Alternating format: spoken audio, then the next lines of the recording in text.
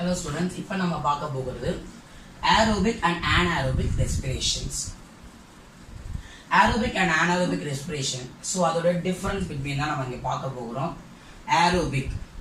Aerobicனா என்னதுங்க? So அதை தான் பார்க்க போகிறோம். It takes place in the presence of oxygen. Presence எங்க air ஆக்சிஜன் எங்க இருக்கோ அங்க பிரசன்ஸ் ஆயிருக்கிறது aerobic. இப்போ எக்ஸாம்பிள் பார்த்தா இந்த பிளான்ட்ஸ் அனிமல்ஸ் இந்த செல்ஸ்ல அதோடைய செல்ஸ்ல அது வந்து பிரசன்ஸ் ஆகிருக்கும். சில பிளான்ட்ஸ்ல ஒரு ஆக்சிஜனை வந்து அதனால இருக்கிறதுனால ஸோ அதனால அதுல வந்து ஏரோபிக். ஸோ இப்போ பிளான்ட்ஸ் அனிமல்ஸ் இந்த மாதிரி காரியங்கள் என்னது ஏரோபிக் சொல்றாங்க. அப்ப takes place in the presence of oxidation. எங்க ஆக்சிடேஷன் பிரசன்ஸ் ஆயிருக்கோ அந்த இடத்துல போய் இந்த ஏரோபிக் இருக்கும். அப்ப நெக்ஸ்ட் வந்து in anaerobic respiration complete oxidation of glucose takes place.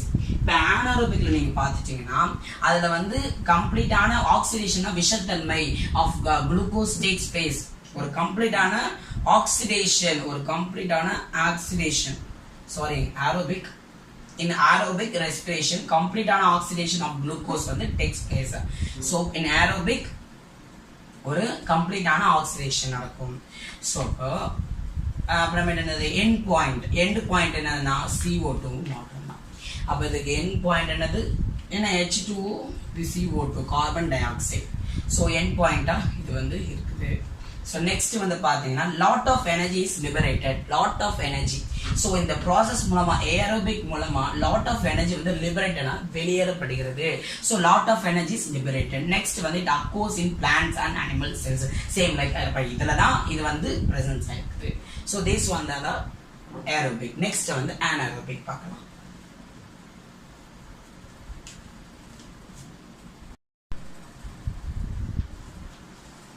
So இன்னைக்கு நம்ம பார்க்க போகிறது anaerobic. இப்போ ஸோ anaerobic பார்த்தா takes place in the absence of oxygen. Absence of ஆக்சிஜன்ல பிளேஸ் ஆகுது in anaerobic. So respiration the glucose molecules in incompletely oxidize ஆகுது. Why? glucose molecules எல்லாமே ஆக்சிஜன் கூட அதாவது கம்பைன் ஆகும்போது அது இன்கம்ப்ளீட்டா அந்த வேலை முடிஞ்சிருது. ஸோ இப்போ இங்க வந்து incomplete process நடக்கப்படுகிறது.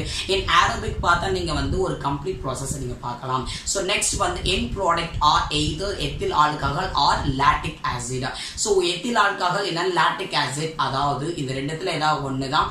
So end product and CO2 also. So next one பார்த்தா relatively small energy is liberated. So ஒரு small energy வந்து இது வந்து liberate ஆகுது.